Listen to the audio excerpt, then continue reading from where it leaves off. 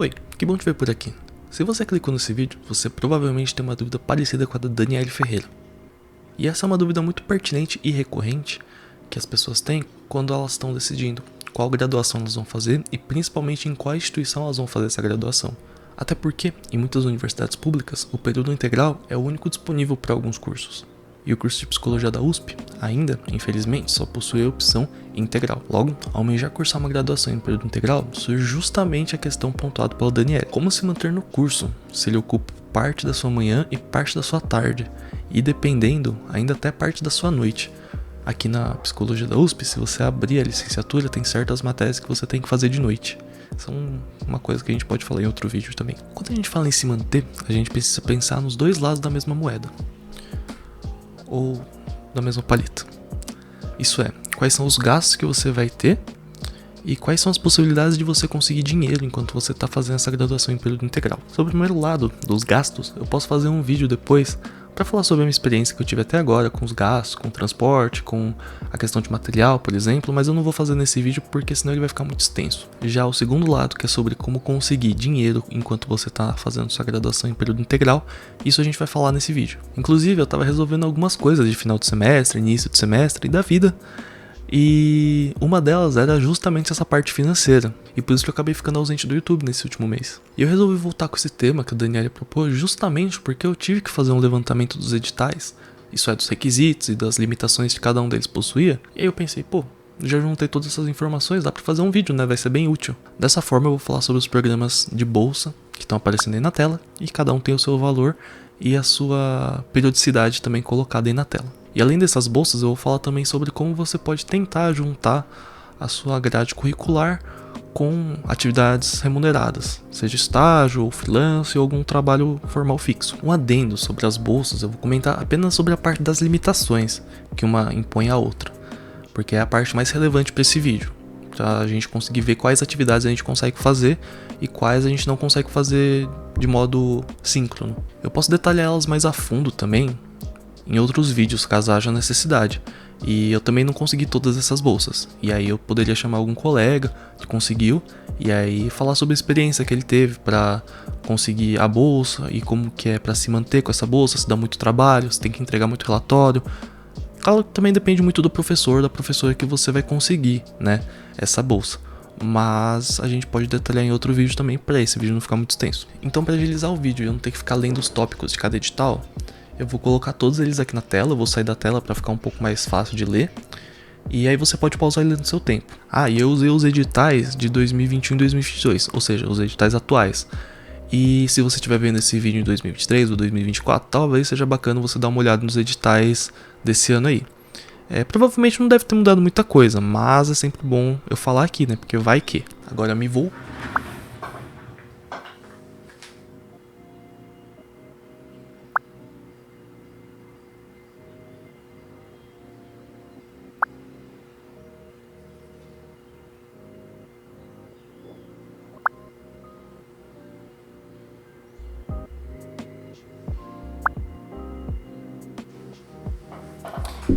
E tô de volta. Então você deve ter percebido alguns pontos semelhantes entre os editais. Eu vou citar os 4 que eu acho os pontos principais. O primeiro, não é possível você conciliar uma bolsa de pesquisa com outra. Então, por exemplo, se você conseguir uma monitoria, você não vai conseguir uma de pesquisa. Ou se você conseguir uma de pesquisa, você não consegue uma de monitoria, ou de monitoria com monitoria, ou de pesquisa com pesquisa. Você pode participar de outros programas, mas você não vai conseguir ganhar a bolsa por eles. Eu cheguei a estar numa situação dessas e é muito comum, aqui pelo menos na psicologia, as pessoas passarem por essa situação. Então às vezes você está fazendo algum projeto com bolsa e outros que você queira participar, você vai participar, mas como voluntário. E aí entra também a questão de oficializar no sistema da USP, que é o sistema Atenas, que chama, quando a gente vai fazer as bolsas de iniciação científica, que não tem como fazer mais de um ao mesmo tempo. Então chega nessas horas, você vai ter que escolher qual bolsa você vai preferir, qual projeto você vai preferir seguir em frente.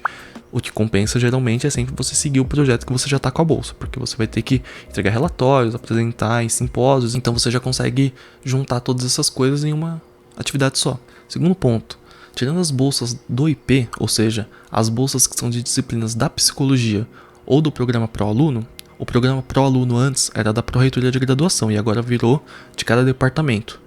Então, tirando esses 2 programas, você não consegue ter a bolsa junto com algum vínculo empregatício. Terceiro ponto, para você conseguir as bolsas PUB, PEEG ou da ProAluno, você precisa estar inscrito no PAPF. Eu já expliquei o que é o PAPF no primeiro vídeo que eu fiz aqui no YouTube. Quarto ponto, você só vai poder ter mais de uma bolsa, ou seja, acumular a bolsa, se uma delas for de auxílio estudantil. E o que isso significa na USP? Quando você se inscreve no PAPF, você recebe uma certa pontuação. Quanto maior for sua pontuação, maior é a sua prioridade. Quanto maior sua prioridade, maiores são suas chances de conseguir algum tipo de auxílio, que são 3. Auxílio moradia, auxílio alimentação e auxílio livros.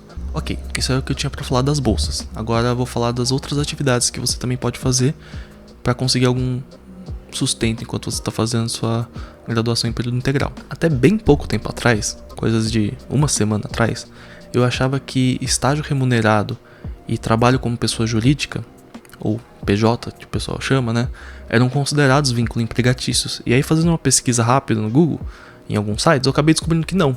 E pra mim isso foi bastante surpreendente, porque eu achava que você não conseguia juntar essas duas coisas justamente pela questão que eu falei aí dos editais, né, que você não pode ter vínculo empregatício. Só que os estágios e os trabalhos como freelance e, claro, trabalhos que são informais, eles não contam como vínculo empregatício. Então você pode juntar alguns tipos de renda e fazer uma renda um pouco maior, caso seja necessário. Na verdade, o dinheiro sempre quanto mais melhor, né? Claro que também é possível você conseguir arranjar bicos e trabalhos de meio período. Só que aí isso é uma coisa muito individual, porque como as grades horárias elas mudam todo semestre e elas são feitas por você, você teria que falar com a pessoa que é responsável pelo seu trabalho e fazer sua grade também de acordo com os horários que você conseguir. Então pode ser que você consiga juntar todas as matérias obrigatórias com o seu trabalho, ou pode ser que não. Das pessoas que eu conheço que conseguiram algum bico, algum trabalho de meio período, dificilmente elas conseguiram juntar todas as matérias obrigatórias no mesmo semestre. Então fica essa questão assim. É possível? Mas é difícil. A não ser que você arranje algum trabalho que tenha horários muito flexíveis ou que seja muito dependente só de você para ser feito. Então, por isso que eu falei, uma questão muito individual. Por último, é possível você juntar trabalhos que possuem vínculo empregatício formal com alguma das bolsas acima. Então, as únicas bolsas que você poderia juntar nesses casos são, como eu falei antes, as da ProAluno ou as de alguma disciplina da psicologia. E aí, nesses casos, você teria que entrar em contato com a comissão de graduação ou algum outro colegiado e conversar sobre como você conseguiria fazer essa conciliação. Geralmente dá certo, mas eu não conheço muitos casos de pessoas que conseguiram fazer essa junção, justamente porque é difícil você conseguir juntar esses horários, principalmente nos 5 semestres iniciais da graduação, ou seja, na primeira metade da graduação, porque os horários das matérias obrigatórias eles são esparçados entre manhã e tarde. Então é impossível fazer uma graduação em período integral e ter algum tipo de trabalho, ou às vezes ter uma família para você criar, que é o caso de algumas pessoas. Não, mas é difícil. E aí é uma coisa muito individual, porque depende muito das condições de trabalho, das condições de família que você tem, das condições logísticas que você tem. Então, são coisas que você vai ter que avaliar muito bem quando você for fazer a sua decisão. Agora que a gente teve as aulas remotas desde 2020, eu vi que foi mais comum as pessoas conseguirem trabalhar e fazer a graduação, justamente pela flexibilidade que o ensino remoto possibilitou para todo mundo. É claro que também tiveram as pessoas que tiveram que trabalhar justamente porque agora o ensino ficou remoto e a situação da família ficou um pouco difícil.